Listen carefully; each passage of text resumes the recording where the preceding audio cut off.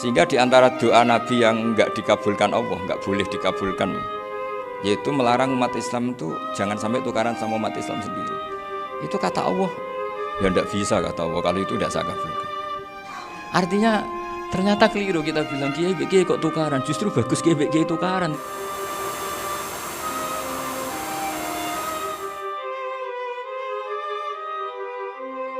Warahmatullahi wabarakatuh. Bismillahirrahmanirrahim. Alhamdulillahirabbil alamin. Wassalatu wassalamu ala asyrafil mursalin sayyidina Maulana Muhammadin wa ala alihi washabihi asma'in amma ba'du. Sehingga di sini yang saya kagum dari sekian ceritanya Mbah Ali Maksum, supaya kitab ini to the point, supaya enggak lama-lama karena waktunya juga. Nanti kalau kemalaman ini kena semprit ini sudah. Ini diantara yang diceritakan Bali itu unik. Imam Syafi'i itu sering tawassul, sering wasilah sama siapa itu? Abu Hanifah. Ini sudah tak petakan, saya baca yang sensitif lah, yang ini ya. Ziyad al-Babus Samin, terus sebentar ini yang bab tawassul.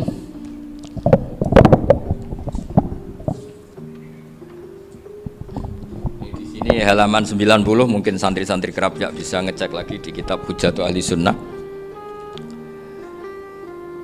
Ketika cerita tawassul, di antara yang diceritakan Bali Maksum adalah perilaku ya, bukan sekedar statement tapi apa? Perilaku.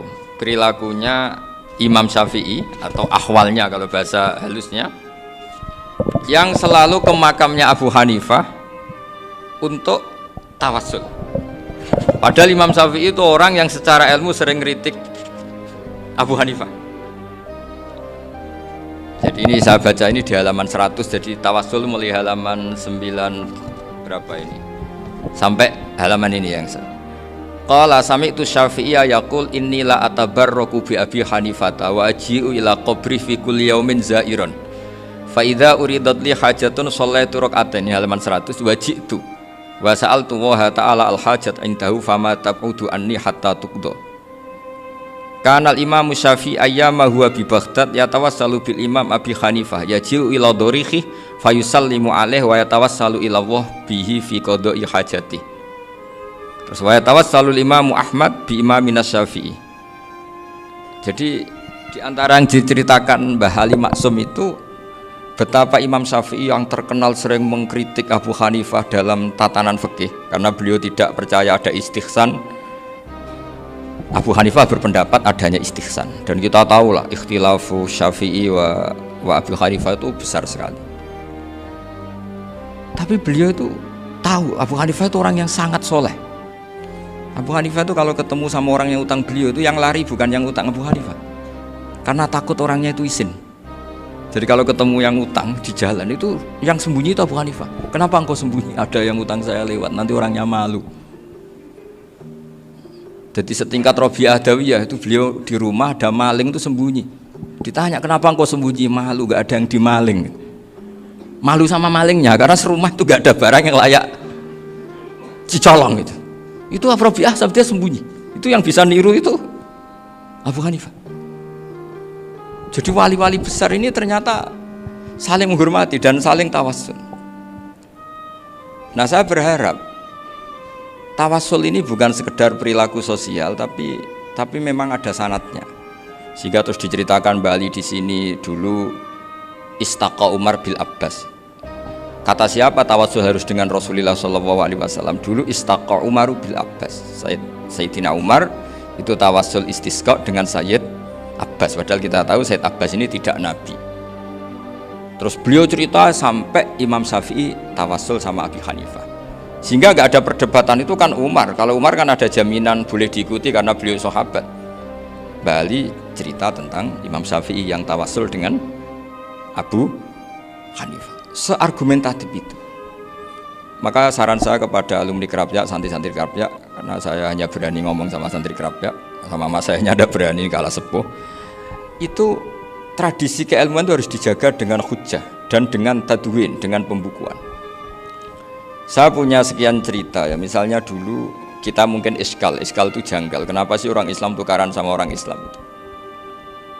Sehingga di antara doa Nabi yang enggak dikabulkan Allah, enggak boleh dikabulkan sama Allah, enggak boleh, bukan berarti enggak mustajab. Redaksinya famana aniha, memang enggak boleh. Redaksinya bukan falam yastajib lahu tapi famana aniha. Di Al-Marrah As-Salisa ini Nabi dilarang, yaitu melarang umat Islam itu jangan sampai tukaran sama umat Islam sendiri. Itu kata Allah, ya enggak bisa kata Allah kalau itu tidak saya kabulkan. Itu dulu guru-guru kita nyontohkan sederhana. Kira-kira kalau saya tukaran wek Gus Zofuru, Mbah Mun luwih ikhlas timbang ditukari wong liya. Nakno kakak ditabuk adik, wong tua luwih ikhlas timbang ditabuk tangga. Barokahnya membaca kita lebih mentoleransi. Kalau ada Mbah Hashim dikritik Mbah Fakih Mas Kumambang, kita ikhlas itu. Tidak dikritik guru PAUD itu kan. Atau dikritik orang-orang yang nggak bisa ngaji. Artinya ternyata keliru kita bilang kiai kok tukaran. Justru bagus kiai tukaran dibanding kiai dikritik guru PAUD atau dikritik orang-orang yang nggak bisa baca kitab. Akhirnya barokahnya baca kita menjadi tahu. Dulu Mbah Mun sering cerita, ini masih cerita silsilah ya. Jadi Mbah Ali Maksum tadi kita tahu di antara guru besarnya Mbah Ali Maksum tentu Mbah Mahfud Termas. Beliau adalah adik dari Kiai Mahfud Termas. Mbah Dimyati ini adik Kiai Mahfud Termas. Itu punya saudara namanya Abdul Razak, juga punya saudara namanya Dahlan, itu yang membawa Thariqah Syadiliyah di Solo Raya yang sekarang alhamdulillah diteruskan Gus Wafi. Dulu di antara pesannya Mbah Mun ke saya, hak Wafi kandani kon ziarah ning Mbah Dimyati. Mergo Thariqah Syadiliyah dulu itu yang bawa keluarganya Mbah Dimyati. Jadi semuanya ini masih dzurriyyatan ba'duha min ba'd. Nah pesan saya karena tadi Mbah Munawir yang termasuk orang pertama yang bawa Quran, bawa qiraah sab'ah. Kenapa saya bilang termasuk? Karena kalau bilang paling yang pertama ini nanti butuh data dan itu agak kerepotan. Nah, tapi yang jelas mimman istahara lah. Mimman istahara yang membawa sab'ah ke sini itu adalah Mbah Munawir. Terus beliau ngajarkan diantaranya ke Mbak Arwani pakai kitab Satibi, pakai kitab Nazmus Satibi. Terus Nazmus Satibi itu diteruskan oleh Mbak Arwani, ditulis. Yang nulis dulu Mbah Dola Salam. Bapak saya itu murid Mbah Dola. Dulu Mbah Dola sebelum ke Mbak Arwani ngaji sama Ki Said di Sampang. Bapak saya sebelum ngaji di Mbah Dola sudah hafal Quran lewat buyut saya sendiri namanya Ki Zubaidi. Yang Ki Zubaidi akhirnya jadi menantunya Mbah Ahmad Su'eb. Jadi buyut saya kandung ini namanya Sofia, itu angsal keluarga Lasem, yang adiknya Sofia ini punya adik Badiah yang jadi ibunya Ki Sahal. Terus Ki Sahal punya Mbak Yu namanya Muzayanah, punya di garwa Ki Mansur punya anak Gus Qayyum.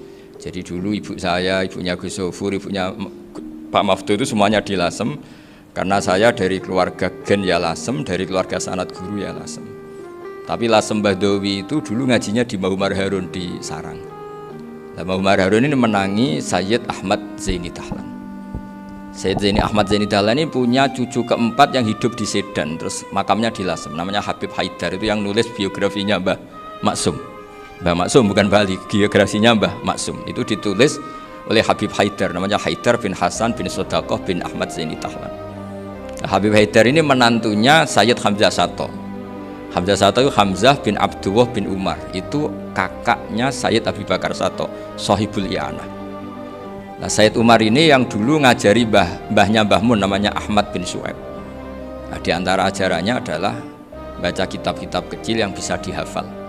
Dibawalah ke sarang jadi metode muhafadzah.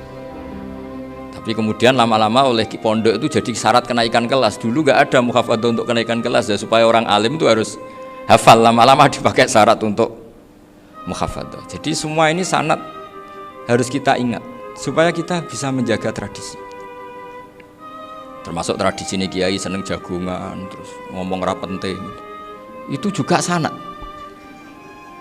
Setahu saya Mbah Mun itu kalau ketemu bapak ya guyon terus. Saya punya kenangan tuh yang dulu agak iskal tuh begini. Ada isu lah, entah isu entah hoax entah apa, ada kaji gitu agak beling itu, pokoknya beling lah gitu. Seneng siapa itu, rondo lah apa itu. Pokoknya beling gitu. Ketika Mbah Mun dilaporin tamu kalau kaji itu beling sama rondo itu, Mbah Mun tanyanya lucu. Lu ayu no cung, wahyu banget Mbah. Wahyu. Itu bapak juga bakas ayu nih. Dulu saya sekali ini kiai kok bakas wong ayu, bakas budine barang lah kira-kira gitu.